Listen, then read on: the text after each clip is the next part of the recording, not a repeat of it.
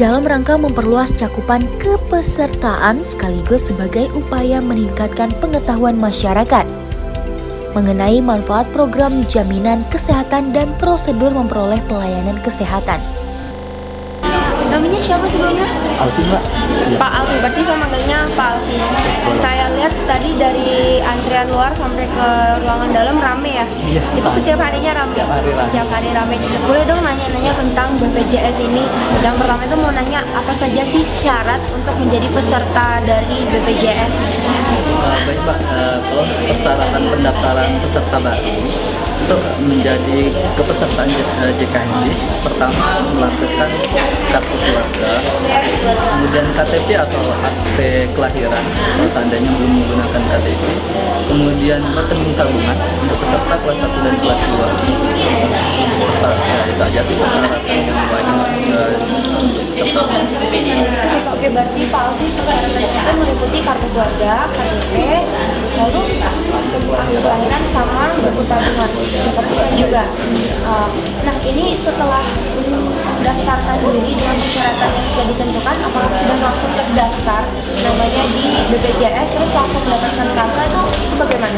Jadi gini, Mbak, untuk pendaftaran baru, kita melakukan pendaftaran di hari ini bakalan paling cepat aktif 14 hari sejak pendaftaran. 14 hari berarti 2 minggu setelah pendaftaran. Jadi kita daftarkan hari ini, 14 hari lagi baru bisa lakukan pembayaran. Setelah lakukan pembayaran, kartunya langsung aktif langsung sana.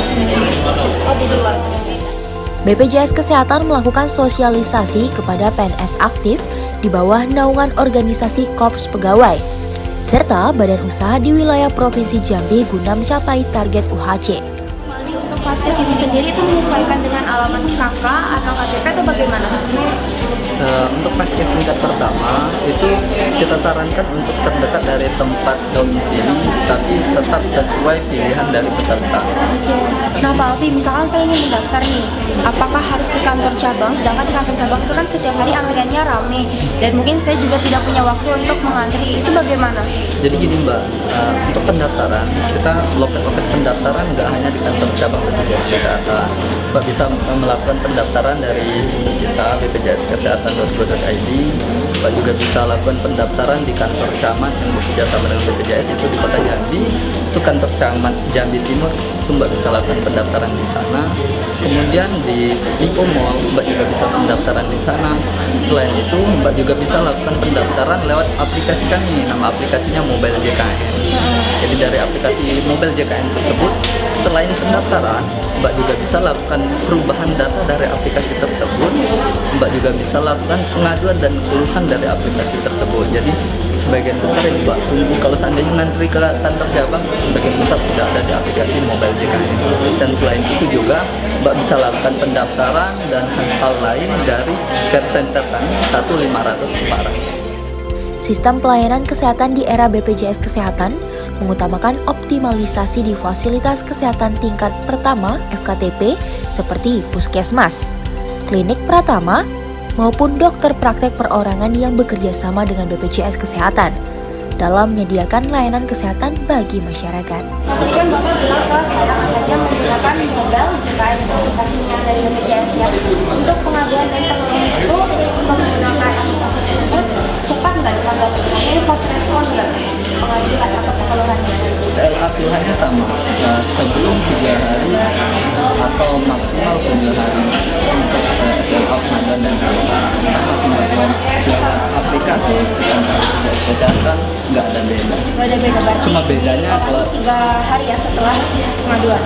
ya cuma bedanya ke kantor cabang lebih ribet karena harus ngantri panjang kalau aplikasi kan. Kita ingin mengubah paradigma bahwa FKTP hanya tempat untuk meminta rujukan saja. Kalau bisa ditangani di puskesmas, kenapa harus pergi ke rumah sakit? Jika dirasa pasien beserta BPJS Kesehatan perlu penanganan spesialistik, biarlah dirujuk ke dokter spesialis di rumah sakit. BPJS Kesehatan terus berupaya melakukan sosialisasi baik langsung maupun tidak langsung ke tengah masyarakat. Bisa berupa teguran dan paling fatalnya itu bisa pencabutan izin dari perusahaan tersebut.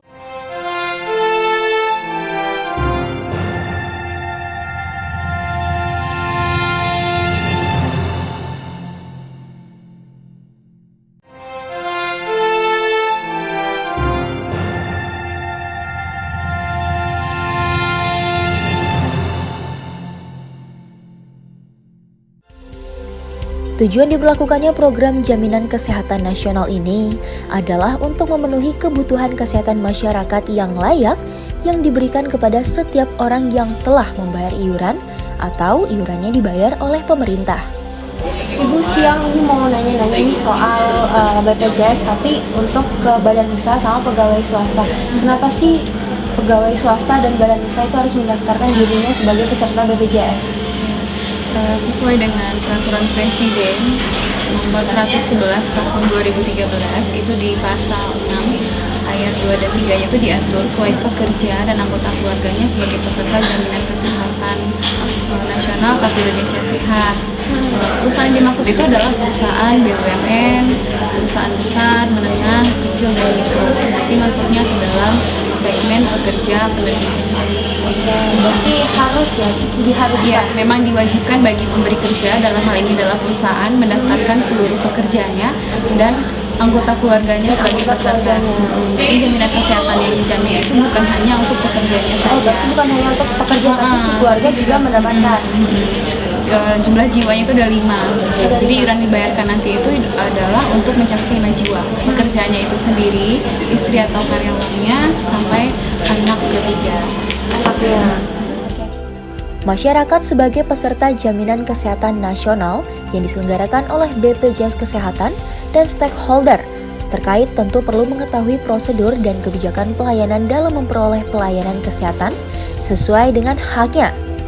Yang didapatkan oleh perusahaan yang mendaftar itu juga lumayan bagus untuk perusahaannya. Yang pertama, perusahaan itu menjamin kesehatan seperti yang saya bilang tadi, sudah menjaminkan kesehatan karyawannya beserta anggota keluarganya sebagai peserta JKNKIS dan dapat memberikan kontribusi yang lebih baik bagi perusahaannya.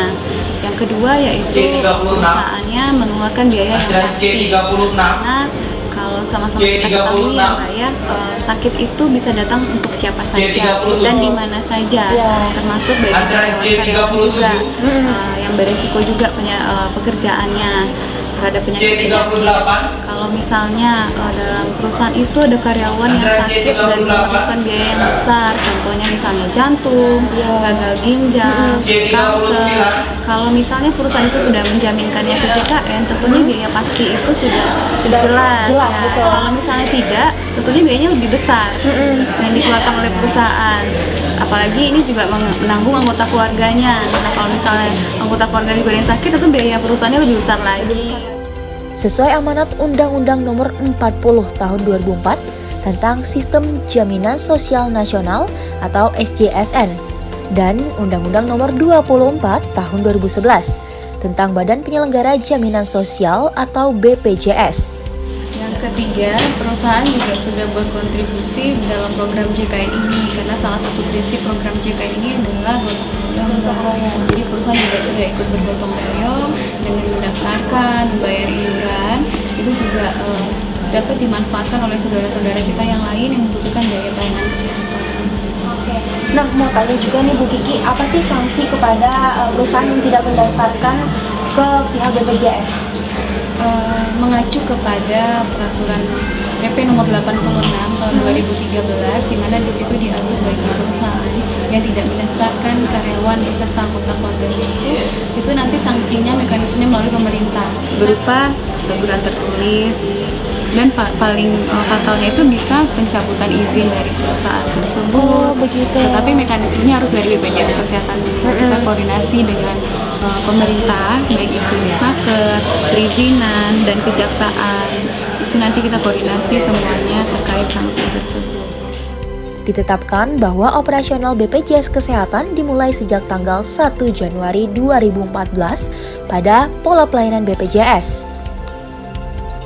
Selama ini, jika sakit, Anda bisa bebas datang ke semua rumah sakit, semua klinik, atau semua dokter.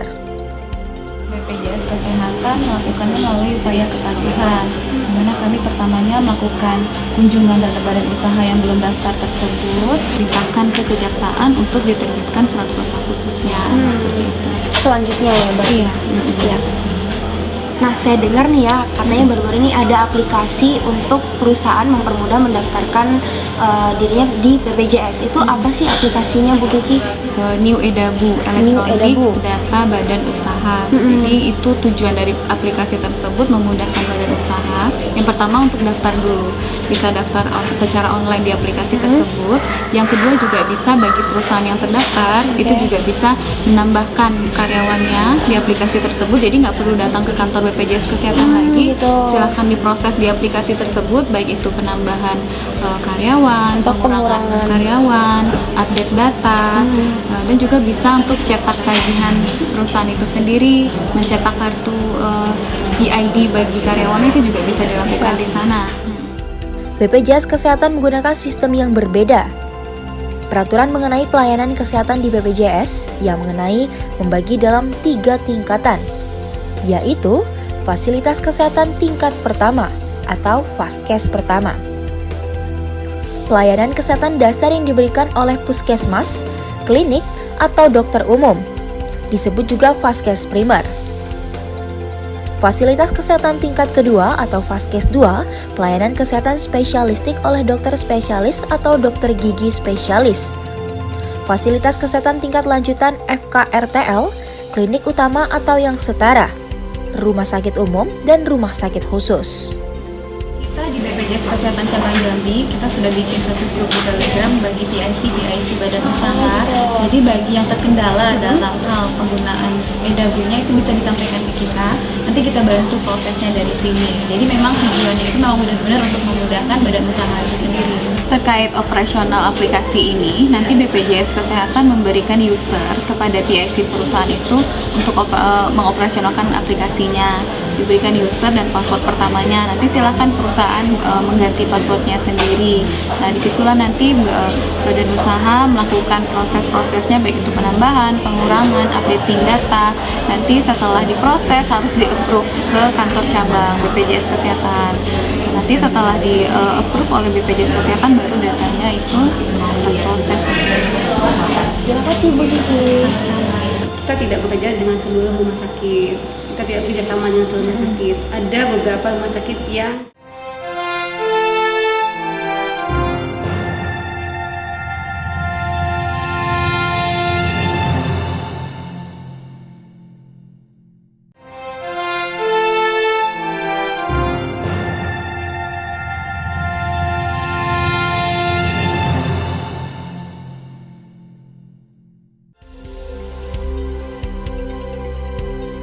Sesuai dengan Undang-Undang Nomor 23 Tahun 2014 Pasal 67, disebutkan bahwa kewajiban kepala daerah dan wakil kepala daerah adalah melaksanakan program strategis nasional, termasuk di dalamnya adalah dalam implementasi program jaminan kesehatan nasional di daerah. Bu, apa kabarnya nih? kabar baik, Mbak Gaby. Baik, alhamdulillah. Bisa dong cerita-cerita mengenai BPJS nih. Kalau sebelumnya ada juga sih nanya-nanya itu masalah prosedur pelayanan. Tapi Gaby pengen nanya secara langsung nih sama ibunya dari BPJS Kota Jambi nih, kesehatan. Nah Bu, yang pertama mau nanya sih, kalau Kota Jambi ini kan udah mencapai target lebih awal untuk Universal Health Coverage itu UHC. Nah, dibandingkan dari kabupaten kota lain, kenapa sih Bu? Yang lain itu kapan nyusulnya Bu? Oke, Mbak Gaby, makasih pertanyaannya. Jadi memang di Provinsi Jambi, alhamdulillah sudah ada kota yang lebih awal kita capai UHC atau cakupan semesta, itu Kota Jambi. Kota Jambi itu di bulan Mei sudah mencapai UHC, sudah 95% di bulan Mei. Ya, sehingga memang waktu itu diapresiasi oleh Bapak Presiden di Istana Negara, di Provinsi Jambi satu-satunya kota yang sudah UHC.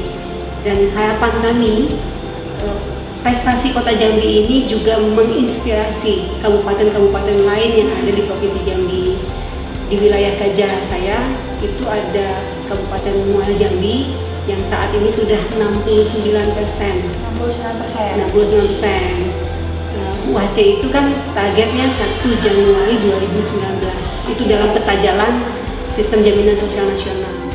Pemerintah daerah menjadi tulang punggung implementasi program strategis nasional tersebut. Dukungan dan peran aktif dari pemerintah daerah sangatlah menentukan dalam optimalisasi program JKN-KIS di daerah. Nah, penyebab 4 balai kota tersebut tinggal itu apa kabupaten kota itu bisa tertinggal? Mbak Gibi, kalau kita bilang tertinggal, saya nggak bilang tertinggal ya Mbak, karena sebenarnya dalam peta jalan itu kan 1 Januari 2019. Jadi memang kota Jambi lebih dahulu, ya, lebih mencapai itu lebih dahulu.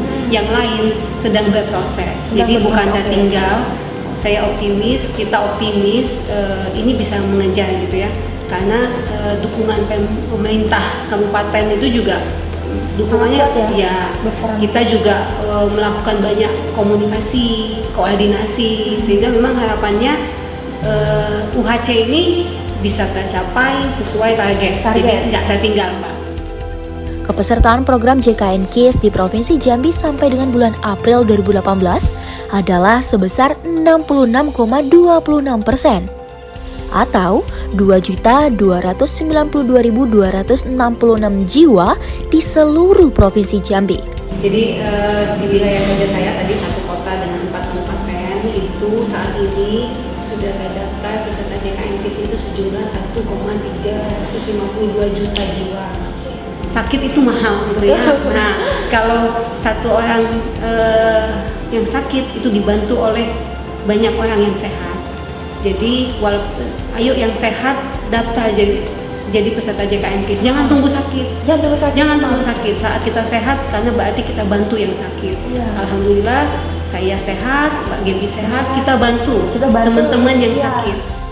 Hal inilah yang mendasari Kedeputian Wilayah Sumbang Tek, Jambi dan BPJS Kesehatan Cabang Jambi dan Cabang Warobungo mengadakan kelas cakupan semesta atau Universal Health Coverage atau UHC kelas 2018 UHC.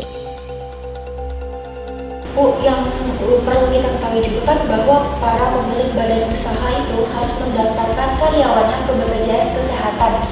Nah, di Kota Jambi sendiri atau di wilayah yang Ibu pimpin ada 1 kota 4 kabupaten. Apakah pemilik badan usaha itu sudah mendaftarkan semua karyawannya? Itu gimana? Mbak Gaby, badan usaha itu harus mendaftarkan pekerja dan keluarganya ya, dan keluarganya. Alhamdulillah di sini pada dasarnya badan usaha yang besar, BUMN itu sudah BUMN, BUMD, badan usaha yang besar itu sudah terdaftar sebagai peserta JKN-KIS. Jadi itu ada perpres juga bahwa kalau ada badan usaha yang tidak patuh, itu akan diberikan sanksi administratif. Jadi harapannya dengan kami melakukan kunjungan langsung, canvassing gitu ya, mereka juga segera mendaftarkan, walaupun tadi memang tinggal perusahaan-perusahaan yang kecil-kecil yang mikro gitu ya, mikro. UHC diselenggarakan sebagai wujud implementasi tentang adanya Instruksi Presiden Nomor 8 Tahun 2017 tentang optimalisasi pelaksanaan program jaminan kesehatan nasional, di mana setiap instansi dapat berperan aktif dalam peningkatan cakupan kepesertaan demi mencapai UHC pada tahun 2018. Ini kita ganti pertanyaan lain Ibu mengenai ada isu-isu di luar yang mengatakan bahwa BPJS tidak menanggung beberapa item dari jenis penyakit seperti operasi katarak, terus persalinan. Nah, apakah itu benar? Kami juga sekedar tahu saja. Saya mulai ketawa ya. Karena itu hoax banget. Hoax banget. Karena BPJS Kesehatan itu tidak menambah ataupun mengurangi manfaat yang diterima oleh peserta. Itu hanya pengaturan, mengatur agar lebih efektif dan efisien. Jadi operasi katarak itu nggak ada peniadaan, itu tetap ada. Iya, tetap ada, cuma diatur saja mekanismenya, tata caranya. Persalinan, seksio, ya nggak mungkin, nggak dong. Tetap dijamin. Tujuan dalam pemerintah daerah seprovinsi Jambi dengan BPJS Kesehatan terkait pelaksanaan program Jaminan Kesehatan Nasional Kartu Indonesia Sehat meliputi penyampaian saran dan gagasan, pemecahan masalah, serta perumusan rencana kerjasama yang strategis dalam mencapai UHC tahun 2018. Berbicara masalah rumah sakit ini Bu, Nah, ada nggak sih beberapa rumah sakit yang di Kota Jambi atau di Provinsi Jambi sendiri yang belum bekerja sama dengan BPJS Kesehatan? Ada beberapa mungkin Bu ya, dan kendalanya apa mereka belum bisa join nih sama BPJS Kesehatan? Memang di Kota Jambi atau di kabupaten yang lain gitu ya, kita tidak bekerja dengan seluruh rumah sakit. Kita tidak bekerja sama dengan seluruh rumah sakit. Ada beberapa rumah sakit yang tidak bekerja sama dengan BPJS Kesehatan. Karena memang kita melihat kebutuhan, fasilitas kesehatan dengan peserta yang sudah terdaftar. Ada nggak sih aplikasi tersendiri dari BPJS Kesehatan untuk mempermudah para pengguna BPJS dan para yang ingin mendaftar ke BPJS Kesehatan agar tidak ngantri nih? Kayak kemarin Gaby datang itu panjang, udah berapa kali datang ke BPJS sampai keluar bahkan. Saya senang Mbak Gaby nanya gitu ya Mbak Gaby, karena saya juga melihat kok masyarakat itu senang sekali ke kantor sampai ngantri gitu ya, padahal kita punya aplikasi mobile JKN itu bisa di-download di Android maupun iPhone gitu ya. Nanti tinggal registrasi, di situ nanti bisa daftar peserta, bisa mengubah fasilitas kesehatan. Terusnya juga nanti kartu JKN KIS-nya juga, misalnya nggak bawa juga aman Mbak, di aplikasi itu bisa muncul KIS digital. Datang ke rumah sakit kan, ibu kartunya ada tinggal Pak. Kan kalau nggak ada aplikasi harus pulang dulu ke rumah. Betul. Jadi kalau aman Mbak, udah ada di HP gitu ya, semua dalam genggaman zaman now gitu ya, zaman gadget udah. Betul, zaman now kami juga BPJS nggak mau tertinggal gitu ya. Ini zaman now kita harus menyesuaikan dengan perubahan. Anak sekolah yang sekarang mana ada sih yang nggak, insya Allah yang nggak punya HP gitu ya, pasti punya HP. Kalau bicara aplikasi rujukan online ya semua FKTP kita dan kabupaten-kabupaten di sini sinerginya bagus, komitmennya juga cukup bagus. Kita komunikasi juga alhamdulillah bisa jalan terus dengan baik, komunikasi, koordinasi, dan kita juga dengan media nih, salah satunya Jambi TV nih, media juga. Nah, ayo sama-sama kita sukses ya program JKN KIS ini, karena tadi ini program milik bersama. Dampaknya kan masyarakat itu siapa? Anda masyarakat, saya masyarakat, semua pemirsa dia itu masyarakat. Sesuai dengan slogan BPJS, dengan gotong royong semua tertolong. Akhirnya saya tiba juga di penghujung 720 yang membuka mata dan fakta dari setiap cerita yang kami sajikan dengan kasat mata.